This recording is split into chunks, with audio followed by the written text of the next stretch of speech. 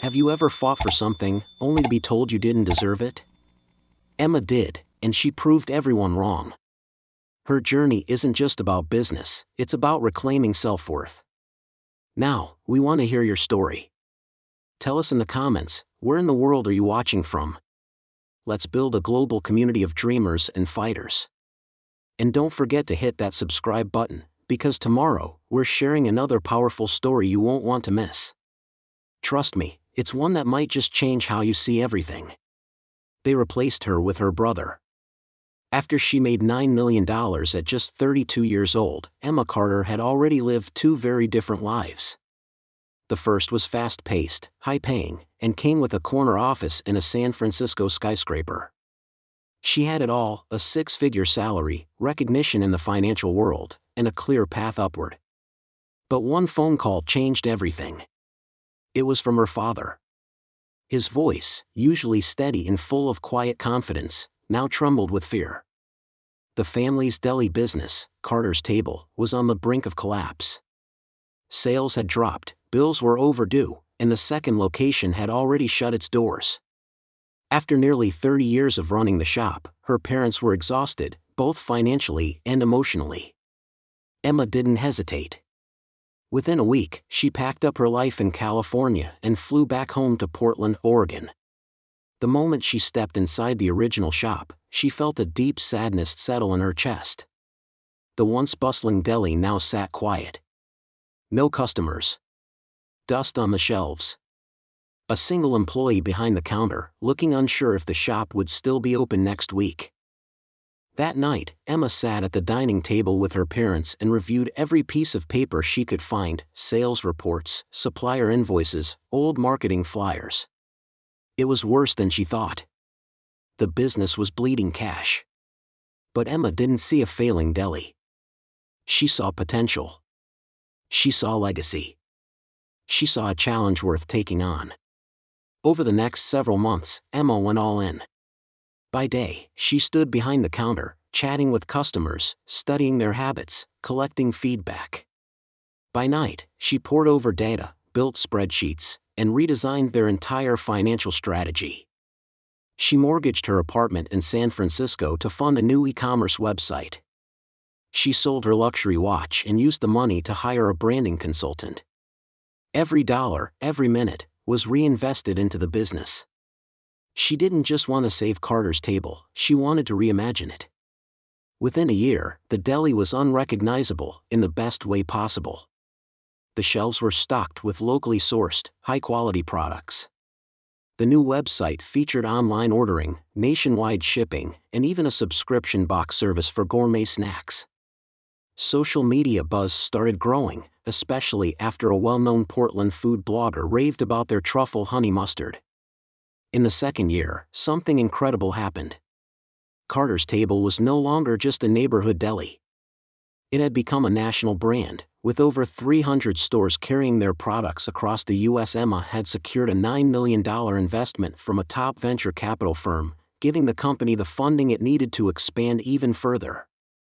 She had taken a family business on life support and turned it into a premium food empire.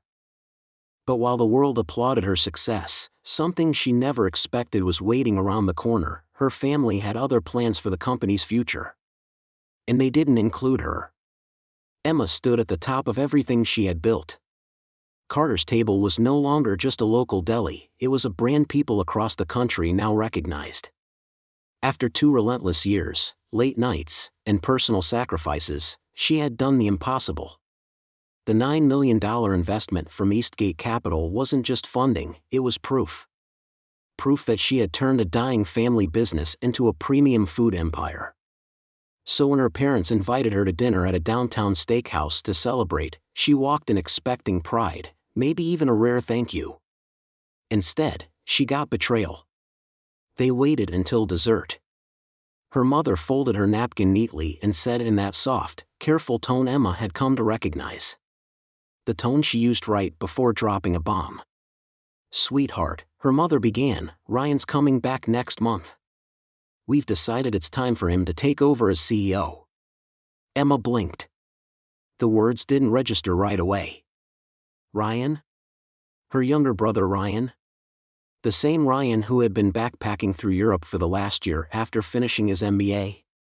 The same Ryan who had contributed nothing to the business, who posted photos from French vineyards with captions like "grind mode activated." That Ryan?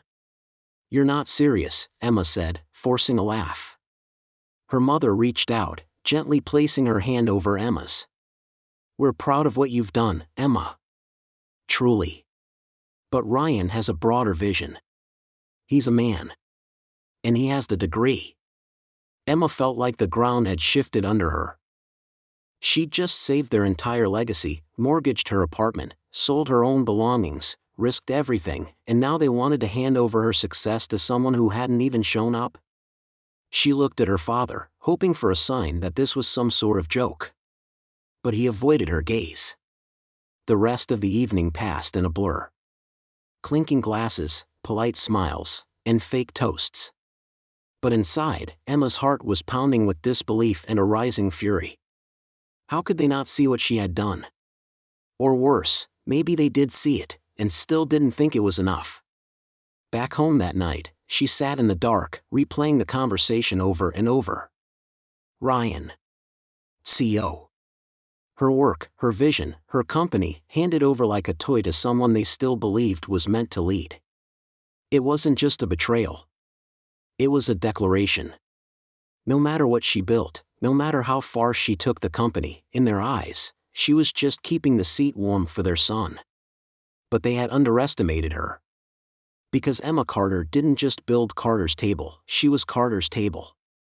And if they thought she was going to step aside and let Ryan waltz in and take the credit, they were about to learn just how wrong they were. This wasn't the end of her story. It was just the start of the fight. Emma didn't sleep that night. She sat at her kitchen table, lights off, staring out the window at the quiet Portland skyline. Her parents' words kept echoing in her head, "Ryan will be CEO." As if her blood, sweat, and sacrifice were nothing more than a placeholder. As if she was just the warm-up act before the real leader arrived. But Emma wasn't broken, she was focused. By sunrise, she was back in her office with 2 coffees and one mission: to protect what she built. First, she called Chloe, her head of marketing. Then Eli, operations. Then James, her finance lead. These weren't just employees, they were loyal teammates who had stood by her through every pivot, every late-night relaunch, every risky decision that paid off. By noon, they were all sitting in the boardroom. "My family is trying to replace me," Emma said bluntly, setting down her phone. "And we're not going to let that happen." Chloe's eyes narrowed. "What do you need us to do?" "Everything," Emma replied. "Starting now. Step 1, gather proof." She spent the next 48 hours compiling every metric, every milestone, every strategic decision she'd made since taking over. Revenue growth, 420%. Store presence, from 3 regional shops to 300+ locations nationwide. A customer base that grew from a few dozen walk-ins to over 200,000 loyal online subscribers. She printed it all. Packaged it in sleek, professional binders. Then she added one more piece, a blank sheet titled, "Ryan Carter's Contributions, 2017 Present." It was the ultimate mic drop. Step 2, prepare for war. If her parents forced her out, Emma wasn't going quietly. She would walk away, and take everything with her. Suppliers, partnerships, the top-performing team members, she had already begun talking to them privately. The message was simple: if I go, you go with me. And we build something better. She didn't just prepare a presentation. She built a backup brand. New name. New website. Pre-drafted launch strategy. Same vision, but now truly hers. By Friday, Emma was sitting across from Eastgate Capital's lead investor, Jack Miller, in a private meeting. She didn't sugarcoat anything. "My parents want to hand this company to my brother," she said calmly. "But here's the truth. I built this. He hasn't worked a single day here. If I leave, I take the heart of this business with me." Jack flipped through her binder, nodding slowly. When he reached the blank page with Ryan's name, he let out a low laugh. "You came prepared," he said. "I don't bluff," Emma replied. They spoke for over an hour. Jack asked sharp questions.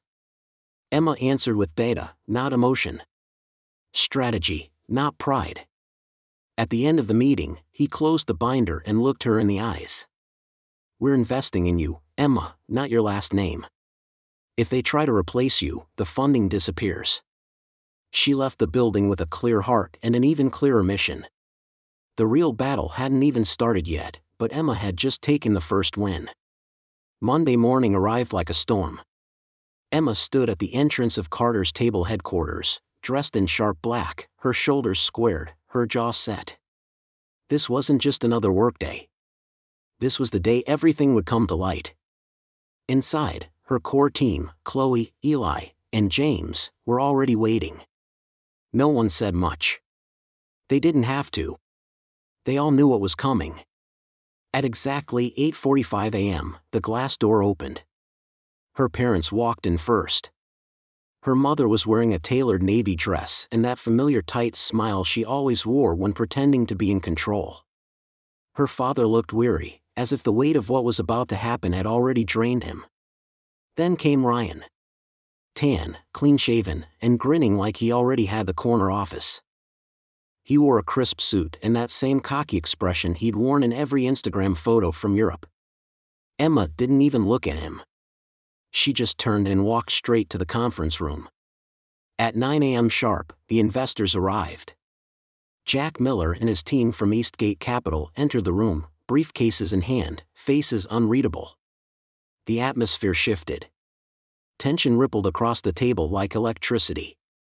Her mother stood up, rehearsed and smiling. "Jack, thank you for coming. We have some exciting changes we'd like to discuss regarding the company's leadership." Jack didn't sit. He placed a thick folder on the table and looked her mother squarely in the eye. "I think we should get straight to the point." Emma remained silent. "Calm. Ready. We've heard your plans to install Ryan as CEO," Jack continued. "But there's one major issue with that." He turned toward Emma. "We didn't invest in Carter's Table because of the family name. We invested in her." The room fell silent. Ryan's smile dropped. Her mother's confidence cracked.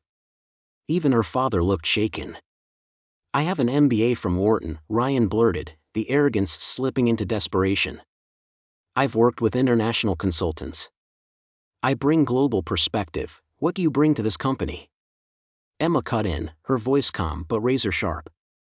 "Hours worked? 0. Strategic meetings attended? None. Sales closed? Nothing." She clicked the projector. Slide 1, a timeline of the company's growth. Slide 2, revenue data, up 420% since her leadership began. Slide 3, a blank slide with a single title, Ryan's contributions. The room stayed silent. Emma looked at her parents.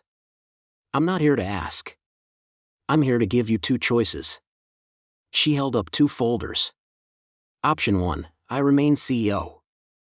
Ryan can join the team and learn how a company actually runs. She paused. Option 2, I walk. I take my leadership team, our supplier network, and our customers, and I build something better. From scratch. Jack leaned forward. "And if Emma walks, so do we." Her mother opened her mouth, but no words came out. Her father looked down, then slowly nodded. "You're right," he whispered. He signed the agreement. Her mother hesitated, trembling, then followed. Emma didn't smile. Not yet. She had won the room. Secured her role. Saved her company. But the final victory wasn't about a title. It was what came next. 6 months later, Emma stood by the floor-to-ceiling windows of her office, coffee in hand, watching the rain fall over downtown Portland. The city looked peaceful. But inside her? She wasn't feeling peace, she was feeling power. Real, quiet, unshakable power. She had won. The battle for Carter's table was over. And she hadn't just held her position, she'd taken the company to new heights. Revenue had surged another 50% in just half a year. Their subscriber base had passed 300,000, and their products were now in over 350 retail locations across the country. But victory didn't feel the way she thought it would. Emma had always believed that once she proved herself, once her parents saw what she was truly capable of, she'd finally feel complete. But that moment never came, because it didn't need to. She no longer looked for validation from people who couldn't see her worth from the start. Family dinners stopped happening. Her mother no longer called to check in. Their conversations were strictly business now, cold, clipped, and professional. Her father kept his distance, quietly accepting that Emma was no longer the girl he once tried to protect. She was the leader now. She was the legacy. Ryan? He still sat in the office down the hall with his shiny title, Vice President of Business Development, but everyone knew it was a formality. His flashy ideas never landed.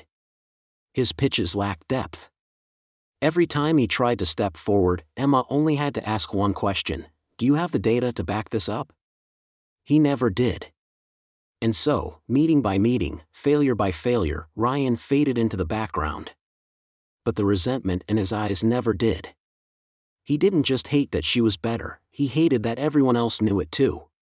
One late evening, Chloe walked into Emma's office carrying 2 cups of coffee, a ritual they'd kept since day one. She placed one down and took a seat. "You ever think about it?"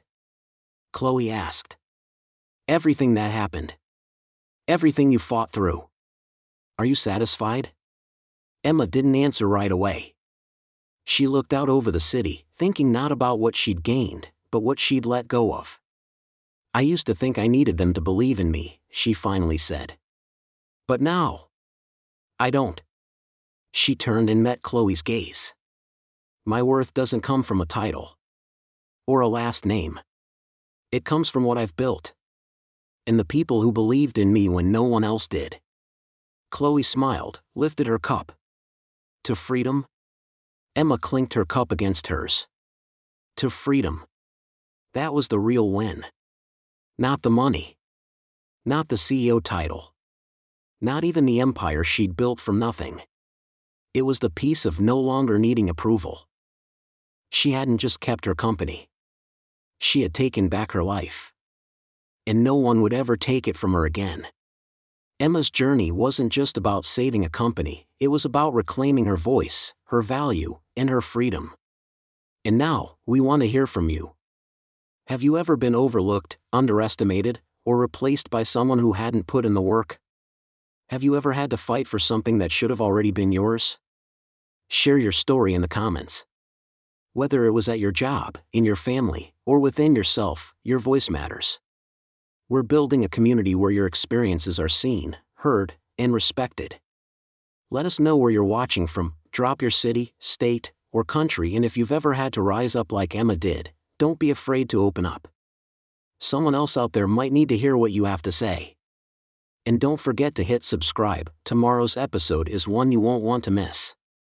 It's another powerful story about resilience, identity, and the courage to say, "This is mine, and I'm not letting it go." So go ahead, scroll down and tell us. Have you ever had to fight for what you built?